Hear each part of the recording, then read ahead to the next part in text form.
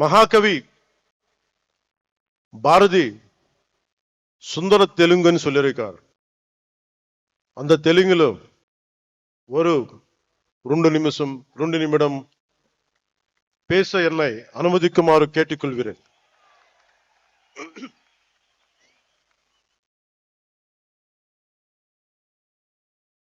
சொல்றதுக்கு முன்னாடி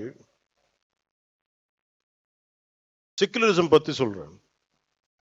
நம்ம நாட்டில் secularism is a convenient word for a lot of people in our country. Specifically, atheists who doesn't believe in God. Hindu Mathamathangal, what these atheists say, they don't believe in God. நம்ம கடவுள் நம்ப மாட்டாங்க. கடவுள் நம்ப மாற்றுறது இல்லைன்னா எல்லா கடவுள் நம்ப கூடாது. பட் இந்த நம்ம நாட்டு எத்திஸ் எப்படின்னா only Hindu கடவுள் நம்ப மாட்டாங்க. That is the definition of secularists of our country, atheists of our country. This is the issue of our country. Secularism means no discrimination against anybody in the name of religion. நம்ம நாட்டுல secularists வந்து no discrimination against anybody in the name of religion except Hinduism, except Hindu gods and Hindu culture.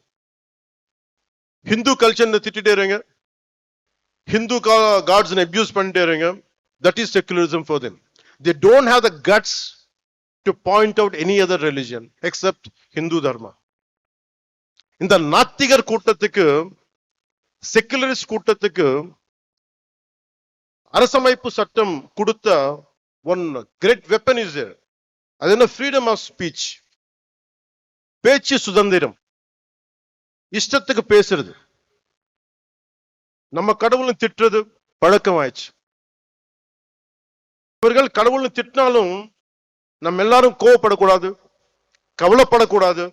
ஏன்னா அது பேச்சு சுதந்திரம். அவர் திட்டிட்டே இருப்பாங்க, நம்ம மட்டும் நிம்மதியா இருக்கணும். ஏன்னா நீங்க இந்துக்கள். இது மாறணும். This has to change.